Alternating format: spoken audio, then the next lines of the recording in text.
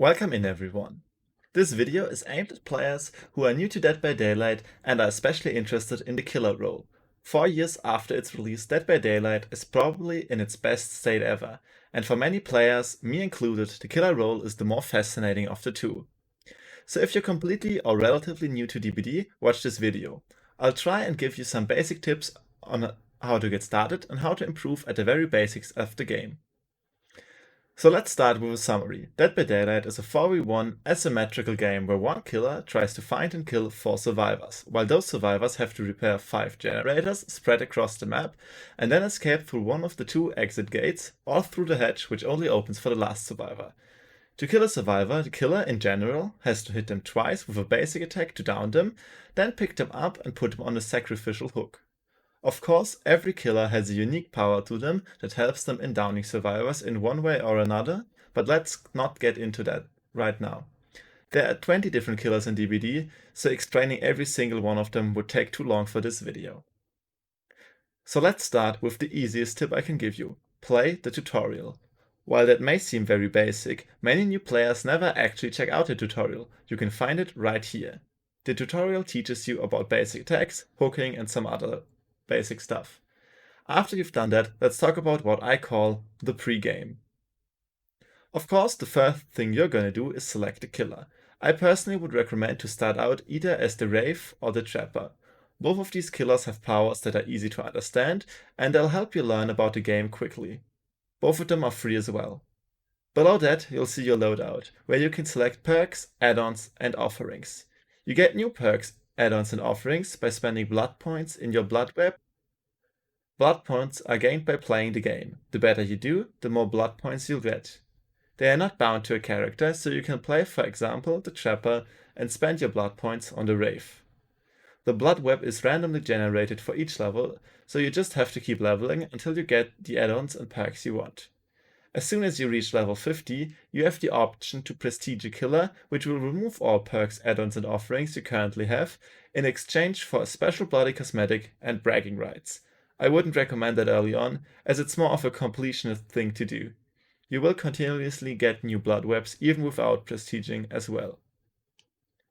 Each perk has 3 tiers you can acquire, and each of these tiers improve the perk. There are currently 12 global perks you can use on every killer once you unlock it, and every killer has 3 teachable perks as well. These teachable perks are only available for the killer they belong to, until you unlock them for the other killers. You can unlock them by leveling each killer to level 30, 35 or 40, where the specific perk as a teachable will appear. After unlocking them in the killer's blood web, they can appear randomly on the blood web of other killers. Some teachable perks can be unlocked earlier by iridescent shards if they randomly appear in the Shrine of Secrets. The Shrine of Secrets contains 4 teachable perks you can buy for iridescent shards. They are switched once a week. Iridescent shards are gained by simply playing the game and increasing your overall account level, you can see up here.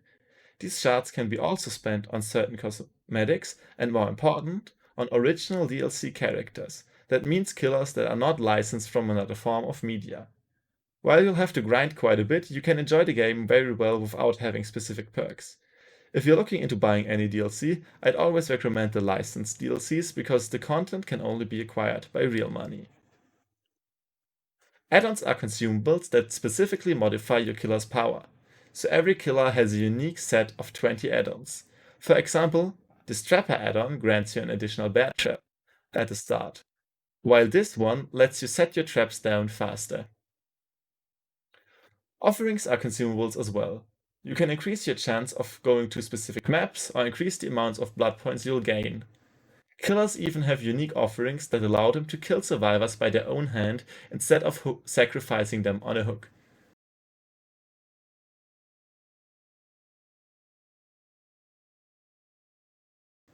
Now that we've looked at your pre-game loadout, let's look at an actual game. Now the first thing you'll notice is that there are a lot of different maps, and it will take you some time to learn how to find your way around them. Don't worry, as you'll mostly play against beginner survivors who don't know the maps as well. Some maps are easier to play as, some are harder, but you'll figure that out eventually. As soon as you start, you'll notice the aura of all 7 generators on the map. You're always able to see them as long as they're not repaired. Take note that survivors are not able to see those auras, and they'll have to find them by walking around the map normally. As soon as you spawn in, you want to find your first survivors so you can get into chases as soon as possible. How do you find survivors though? A first tip is to walk towards the furthest away generator as soon as you spawn. Survivors tend to spawn far away from you, and they'll have to repair gens at some point.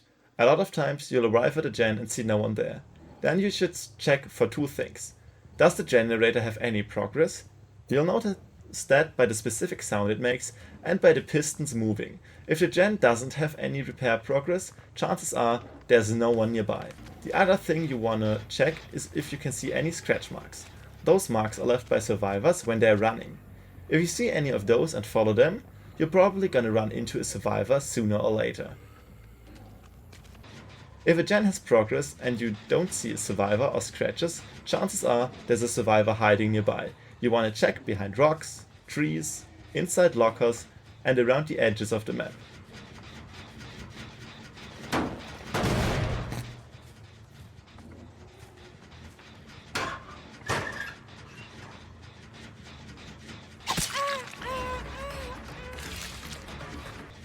It is very important, however, you don't waste too much time searching. This is where one of my recommended perks come in: Whispers. Whispers at tier 3 will light up when there's a survivor within 32 meters of you. So if Whispers stays off near gen, you'll know for certain no one is hiding close by. Even if you have Whispers and it's on, don't waste too much time searching. Dead by Daylight is a very time-sensitive game, and whenever you're not chasing anyone, survivors can repair generators in peace. A generator takes 80 seconds to complete by a single survivor, so keep that in mind. Your time is precious. If survivors are already injured, they are much easier to check as well. They'll do loud injury grunts and leave blood pools on the ground. Keep that in mind when trying to figure out where a survivor went.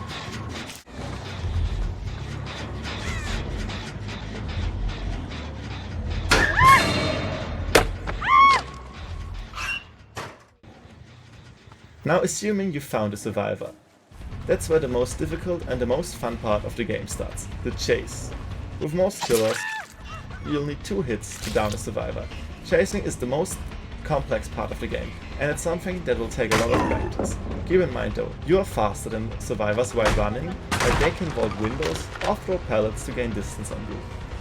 A general tip here is, don't be afraid to try and hit survivors while they're vaulting a window or throwing down a pellet. Especially when you do a lunge, so while you're holding down your attack button. Also, don't be afraid to get stunned by pellets. Every pellet that is down can't be dropped later, and every dropped pellet can be permanently destroyed by you. While you don't need to break every pellet, it isn't a bad idea either to get them out of the game. For chasing in general, my biggest recommendation is, watch other streamers or YouTubers play as killer. Watch how they chase around certain common structures, watch how they mind game by flicking their camera around. It's the most difficult part of the game and something that you can improve on for literally thousands of hours. Also, I quickly want to talk about the 2 game mechanics that will help you out as killer: Bloodlust and Entity Blockers. Bloodlust is a movement speed bonus you get after chasing a survivor for more than 15 seconds without getting a hit or breaking a pellet. While this might come in handy sometimes, you shouldn't get used to it, because you want to keep your chases short.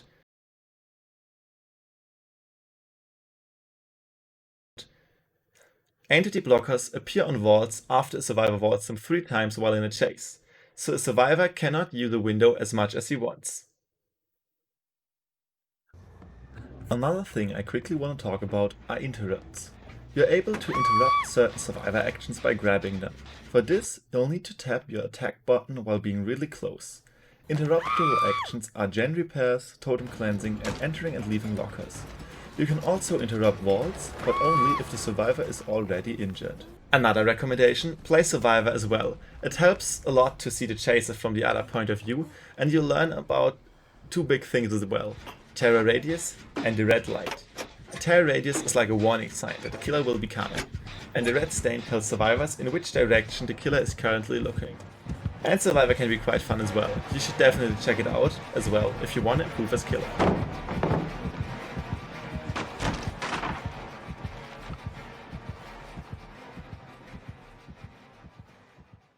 Now after you've downed a survivor, you want to pick them up and put them on a hook and find your next survivor.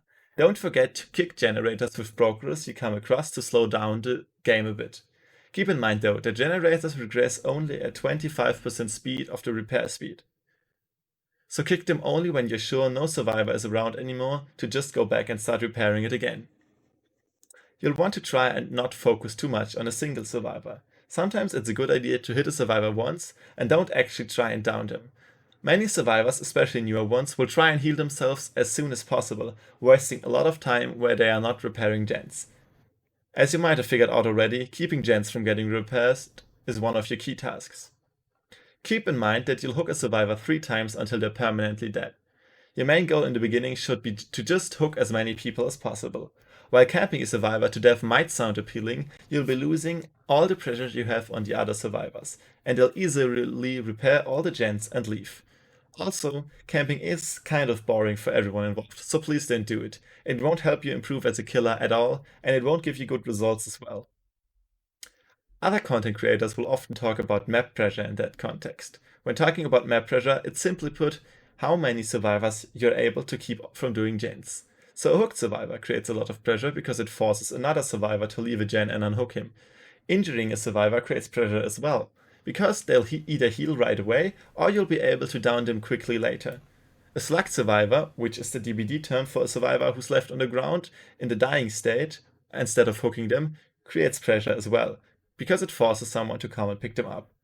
Keeping unrepaired gens close to each other, if possible, creates pressure as well, because it forces survivors to come into the same part of the map. A general guideline is that you want survivors to group up rather than split up, so you'll be able to border several of them at once. Some games will end with all survivors dead before they've completed all the gens. A lot of times they'll be able to repair 5 generators though, which is when the survivors need to open the exit gates and escape. Opening a gate takes 20 seconds, and the gates will be always at random places around the map. It's a good chance for you to maybe get some last hooks and make the survivors do mistakes, but you won't turn 0 kills into 4 kills with it. At some points, all survivors will have left or died on hook, then the game will end and you'll get into the aftergame screen. The aftergame screen shows you 3 important things. Firstly, how many blood points you gained. You can gain up to 8k points in 4 different categories, so a max of total 32k points without any offerings. Without going into much detail, you'll gain blood points for hooking survivors, hitting survivors, chasing survivors, and using your powers, and kicking gens and pallets. The second thing you'll be able to see is your rank progress. Rank is loosely responsible for your matchmaking, but it's mostly related to playtime more than skill. This system is going to be replaced at some point in the future by a hidden MMR-based matchmaking, so I don't want to waste much time explaining it. Shortly, you'll gain rank for getting a lot of hooks and lose ranks for not getting hooks. For ranking, hooking is actually more important than simply killing, which is another reason why camping is such a bad idea compared to going for different survivors. The third thing you'll be able to check on is the survivors. You'll be able to see which perks and items they used, so you can maybe find out how that one survivor managed to sprint away so quickly, or how he was able to hide so well. Getting familiar with survivor perks is an important part of playing killer as well.